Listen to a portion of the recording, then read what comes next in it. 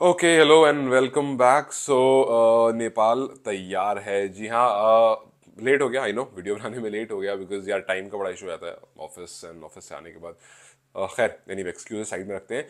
तो Baroda Gujarat upcoming matches, और ये जीत बहुत ज़रूरी थी। ये जीत इसलिए ज़रूरी थी क्योंकि आपने बता दिया इंडिया आने से पहले कि हम तैयार हैं, और यहाँ भी टीम तैयार है। अब मैंने जैसा आपको बताया, कुछ वीडियोस और कुछ वेबसाइट्स वगैरह देख रहा हूँ, तो वीडियोस यार काफ़ी अच्छे अच्छे लोग भी बना रहे हैं और मैं उनको सुन रहा हूँ। लेकिन कुछ लोगों से मेरी आइडियोलॉजी मैच नहीं कर पा रही है। ऑब्वियसली अपने अपने थॉट होते हैं। यहाँ पर मैंने कुछ को कहते हुए सुना कि आयरलैंड ए टीम नहीं भेजनी चाहिए थी नेपाल के पास, और आयरलैंड की मेन टीम भेजनी चाहिए थी। कुछ ये कह रहे थे कि जी बड़ौदा और गुजरात क्यों दे रहे हो, हमें दो तो अच्छी बड़ी टीम दो, इंडिया ए वगैरह दो। तो देखो, पता है क्या, अगर मैं आपको सीधा उठा करके छत पर रख दूं तो आपको ना स्टेप्स का अंदाजा नहीं मिलेगा, आपको वो स्ट्रगल नहीं पता चलेगा, और उस स्ट्रगल पर जो आप सीखोगे वो नहीं पता चलेगा। आपको ए टीम मिली, आपने कुछ नहीं बोला, आप ए टीम से खेलने गए। जब उन्होंने पहले बैटिंग करी जब भी उनको हराया, और जब आपने पहले पहले बैटिंग करी तो आपने डोमिनेट करके हराया। दोनों में आपने डोमिनेट करके हराया, तो ये दिखाता है कि आप दोनों तरफ से रेडी हो। हालांकि मैं शफलिंग को लेकर के थोड़ा सा अभी भी वो हूं, क्योंकि मोंटी देसाई ने कहा था कि हम एक्सपेरिमेंट नहीं करेंगे, अब हम स्टेबिलिटी पर जाएंगे, और मुझे अभी भी थोड़ी सी स्टेबिलिटी हिलती हुई दिख रही है।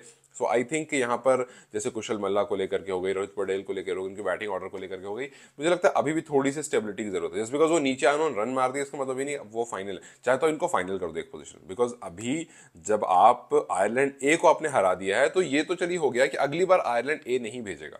ठीक है, तो एक एक करके ना आप बॉक्स चेक करते हो कि ठीक है आपने ए भेजा, कोई बात नहीं, हमने उसको हरा दिया, बॉक्स चेक। फिर आप आगे बढ़ते हो। बस अब गुजरात और अहमदाबाद से, सॉरी, गुजरात और बड़ौदा से खेलोगे। अब देखो, गुजरात और बड़ौदा की रणजी टीम से आप खेलोगे, एंड देखो रणजी टीम बहुत अच्छी है। बड़ौदा की रणजी टीम मुंबई के साथ क्वार्टर फाइनल खेल रही थी, और मुंबई सबसे भयंकर टीम है इंडिया में। रणजी में जितनी भी टीम्स है उसमें सबसे ज्यादा बार उनके पास रणजी ट्रॉफी है, और ये वो टीम है बड़ौदा वगैरह की जिससे इरफान पठान निकल कर आए हैं, जिससे कृणाल पांड्या निकल कर आए हैं, जिससे हार्दिक पांड्या निकल कर आए हैं। ये गुजरात बड़ौदा वो टीम है। तो आपको थोड़ा सा इसको फोकस लेकर के और इसको सीरियसली लेकर के आना पड़ेगा। बिकॉज देखो, आपने जब मैचेस खेले आपने 200 रन लगभग लगा दिए, तो 200 रन जब बोर्ड पर लगता है, और इस 200 में सबसे अच्छी बात यह थी कि कंट्रीब्यूशन सबका था। ठीक है, आपने नीचे भी भेजा, आपने ऊपर भी भेजा, कंट्रीब्यूशन सबका था। और जब सब कंट्रीब्यूट करते हैं ना किसी भी विन में, तो कॉन्फिडेंस आता है, कोच को कॉन्फिडेंस आता है, कप्तान को कॉन्फिडेंस आता है, और आपको पता होता है कि जी ठीक है, हम वहां जा रहे हैं। अब आप खुद ही सोचो, आप इंडिया आकर के इन दोनों में से किसी एक टीम को हरा देते हो, 31 को आपका पहला मैच है, और आप इन दोनों में से किसी भी टीम को हरा देते हो, तो सोचो ये स्टेटमेंट कितनी बड़ी हो जाएगी कि हाँ यार, अब ना नेपाल तैयार है। तो अब आप आयरलैंड ए से आगे बढ़ के हो सकता है इंडिया ए के पास आ जाओ, हो सकता है पाकिस्तान ए के पास आ जाओ, हो सकता है ऑस्ट्रेलिया, जो खैर अभी ठीक है, अभी आपसे बहुत दूर है, बट ठीक ठीक है, हमारे आसपास के जो नेशन है उनसे आ जाओ, एसोसिएट नेशन से थोड़ा सा निकल करके जो एशिया के आसपास के नेशन है उनसे आ जाओ। तो ये बहुत जरूरी है। आप एक दिन में आप सोचो कि अब जैसे एक वो भी चल रहा है बहुत ज्यादा टेस्ट नेशन को लेकर, उसको लेकर मैं एक वीडियो बनाऊंगा। मैंने कुछ थोड़ी सी रिसर्च करी है उस पर, और उस पर एक सेपरेट वीडियो बनाऊंगा टेस्ट नेशन को लेकर के। तो टेस्ट नेशन, यस, एक छोटा सा रिसर्च भी हुआ था जिसमें यह है कि 2030 तक नेपाल को मोस्ट प्रोबेबली टेस्ट नेशन मिल जाएगा। कुछ लोग नेक्स्ट ईयर के लिए ही कह रहे थे, but I think that's too early. तो 2030 तक मिल जाएगा। अब उसमें बहुत सारे स्टेप्स हैं, बहुत सारे वो हैं, तो उसके बारे में अलग से बात करेंगे। बट ये स्टेप्स होते हैं भाई उसके। आपने आयरलैंड को हराया है, और आपने आयरलैंड ए को एकदम मुंह की मारी है। मतलब ऐसा नहीं कि बस मतलब नो लास्ट लास्ट में जाके हार गए, जैसे हम देख रहे थे पिछले कुछ फाइनल्स में कि नेपाल स्ट्रगल कर रहा था। नेपाल बड़े टोटल को चेज डाउन करने में स्ट्रगल कर रहा था। नेपाल फाइनल्स में थोड़ा सा ऐसा लग रहा था कि कंफ्यूज हो गया है या फिर प्रेशराइज हो गया है। रोहित पटेल की कप्तानी, मैंने खुद सवाल उठाया था रोहित पटेल की कप्तानी पर। बट यह है कि इवेंचुअली यू लर्न। अगर एकदम से आपको मैं ऊपर दे दूं इंडिया ए या फिर पाकिस्तान ए या फिर कोई भी अदर्स ए, तो उसमें आप थोड़ा सा स्ट्रगल करोगे। तो इससे बेहतर यह है कि आप अभी इस रास्ते से गुजरो। ये सोच लो कि भाई 2024 जो है ये लर्निंग फेज है, और ये वो फेज है जहां पर हम अपने रूट्स स्ट्रॉन्ग कर लेंगे, और हम अपनी पूरी फाइनल टीम तैयार कर लेंगे। हमारा 15 का स्क्वाड एकदम ऐसा तैयार होगा कि मैं उसको अगर आज बोलो तो आज खिला दूं किसी बड़ी टीम से, क्योंकि आपका वर्ल्ड कप आने, आपका पहला फोकस वर्ल्ड कप होना चाहिए। आप भूल जाओ टेस्ट नेशन, आप भूल जाओ कुछ भी। आप मतलब एक टीम को हरा करके टेस्ट नेशन, मतलब ठीक है वो आएगा, that is the final and ultimate goal. लेकिन आपको बहुत सारी चर्निंग करनी है यार, उससे पहले बहुत सारी चीजें करनी है। सो पहले आप वहां से गुजरो।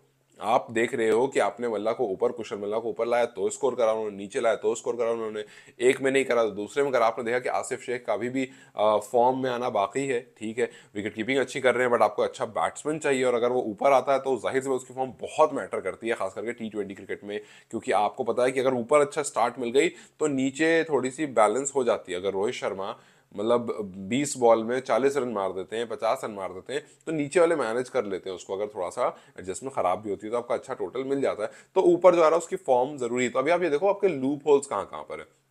जैसे मोंटी देसाई ने कहा कि हम स्टेबिलिटी पर ध्यान देंगे, तो मुझे लगता है अब फाइनलाइज करने की जरूरत है, बिकॉज T20 वर्ल्ड कप बहुत पास में है, तो उस पर थोड़ा देखना है। और यार मुझे लगा ऐसा है, आई एम नॉट श्योर, मुझे ऐसा लगा या वाकई में क्राउड कम था, मतलब may be, I don't know, I think कि क्राउड कम था।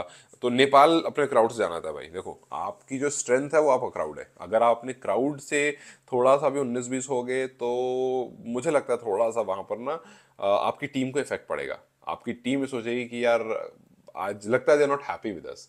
अगर आप ही हो जो उनकी स्ट्रेंथ हो, आपसे ही वो खेल रहे हैं, आपकी ही स्ट्रेंथ से वो खेल रहे हैं, तो अब जब आप गुजरात और बड़ौदा से खेलोगे तो जितने लोग आसपास में रहते हो, मैं बस यही कहूंगा, अगर उनमें से कोई भी आदमी मेरी वीडियो देख रहा हो तो अपने दोस्तों को ये बोलना कि भाई आज के लिए ठीक है काम हम करते हैं, बट 1 2 3 घंटा जो भी जिस टाइम भी मैच का शेड्यूल उस टाइम पर निकालते हैं और चल करके मैच देखते हैं। इसलिए नहीं कि नेपाल खेलने आ रहा है जीतेगा ये होगा, नहीं, इसलिए क्योंकि हमारी टीम है, हम उनको सपोर्ट करेंगे। आप जब वहां जाओगे और जब आप खुद ही सोचो ना, जब मैदान में उतरेगी पब्लिक और नेपाल का झंडा देखेगी तो उनको लगेगा हम नेपाल में नहीं है।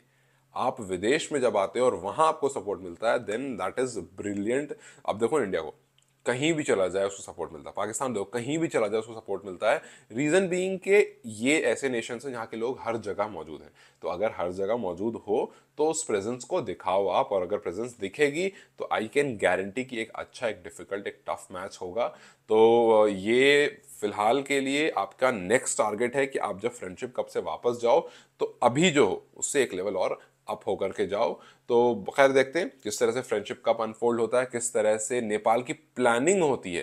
क्या वाकई अभी भी मोंटी देसाई, उन्होंने कह दिया स्टेबिलिटी, बट क्या अभी भी वो एक्सपेरिमेंटल मोड पर अपने आप को रखा हुआ है, या वो स्टेबिलिटी पर आएंगे इस मैचेस के बाद? 2 मैचेस हुए, दोनों अच्छे मैचेस हुए, उसके बाद कुछ फाइनल प्लानिंग करेंगे या नहीं, खैर तो वक्त ही बताएगा। लेकिन फिलहाल ये है कि as I was saying from the day one that I am very excited for this friendship cup, being the reason कि नेपाल इंडिया आकर के खेलेगा। And believe me, this is not friendship cup just, मैंने आपसे पहले ही बताया था कि if you get an opportunity to play in IPL, it gets even bigger. आप आओगे, आप यहाँ फ्रेंडशिप कप खेलोगे, अच्छी टीम्स है, रणजी टीम है, वो टीम है जो रणजी में क्वार्टर्स खेल रही थी, मुंबई जैसी टीम के साथ खेल रही थी। इट मीन्स के लोग उसको देखेंगे, एंड व्हेन आई से लोग, I mean selectors and management and BCCI and XYZ, who can put you in places where you can perform and get your face very very known. तो अब खैर ये है कि फिलहाल के लिए इट्स वेरी इंपॉर्टेंट। दुनिया बोलती रहे ये इंपॉर्टेंट है, दुनिया बोलती रहे छोटा मैच है, बट नहीं, it's very important, and this is your time to prove कि आप अभी कितनी अच्छी तरह से तैयार हो। आपने प्रूव कर दिया 2 मैच जीत करके, now this is your next target, सब भूल जाओ, this is your next target, and then comes T20 world cup. Test वेस्ट अपने वक्त पर आता रहेगा। So that's how I think. वैसे आपको क्या लगता है? Do let me know in the comment section.